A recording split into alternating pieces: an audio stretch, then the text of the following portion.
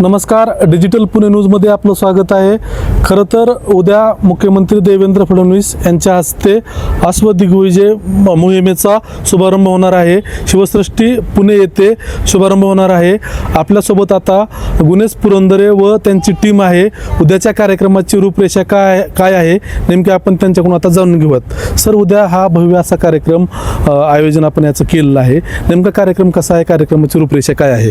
दिग्विजय प्रतिष्ठान या संस्थेस 25 वर्षे पूर्ण झाली. तसंच छत्रपती शिवाजी महाराजांनी जी स्वराज्याची शपथ घेतली त्याला 381 वर्ष पूर्ण होत आहेत. या दोन्हीच्या अनुषंगाने आपण शिवचरित्र प्रसार अश्व मोहीम अशी यावर्षी करतोय.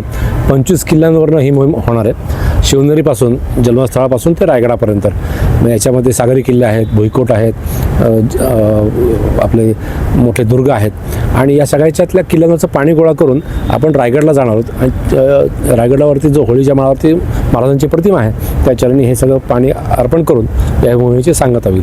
पण हा फक्त घोड्यावरचा प्रवास नाही आहे, तर या निमित्ताने वेगवेगळ्या ठिकाणी शिवचरित्रावरती कार्यक्रम होणार आहेत. त्यातनं आपण शिवाजी महाराज चरित्र आपल्या प्रत्येकालाच माहिती आहे. अफजल खानाबद्दल माहिती आहे, शाहिस्ता खानाबद्दल माहिती आहे, पण त्या चरित्रातून जे मुख्य प्रेरणा घेण्याच्या गोष्टी आहेत की स्वधर्म आहे, स्वराज्य आहे, स्वातंत्र्य आणि समृद्धी या गोष्टींचा आजच्या जीवनात आपल्याला काय महत्त्व आहे हे या मोहिमेच्या निमित्ताने सर्व लोकांच्या समोर मांडणं हा या मोहिमेचा मुख्य उद्देश आहे. हे माझे सगळे शिलेदार सहकारी हे सगळे मिळून आम्ही ही मोहीम पूर्ण करतो आहे. उद्या शुभेच्छा समारंभ होईल आणि परवा 17 तारखेला शिवनेरीपासून या किल्ल्यांच्या मोहिमेची सुरुवात होती आणि 10 मेला या मोहिमेची सांगता रायगड इथं होणार. साधारणतः किती लोक याच्यामध्ये सहभागी होणार आहेत? या मोहिमेत साधारणतः 45 ते 50 जण सहभागी होतात. ते घोड्यावरतीच असतात? हां, घोड्यावरची ही रिले पद्धतीने असेल.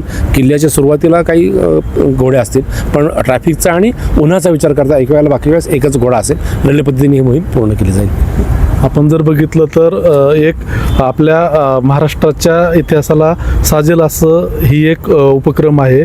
घोड्यावरती अश्वमेध त्यांचा जो कार्यक्रम आहे तो अतिशय आपल्या इतिहासाची एक जाणीव करून देणारा आहे आणि आपला जो छत्रपती शिवाजी महाराजाचा जो पराक्रमी इतिहास आहे त्याची आठवण करून देणारा हा खरंच कार्यक्रम आहे.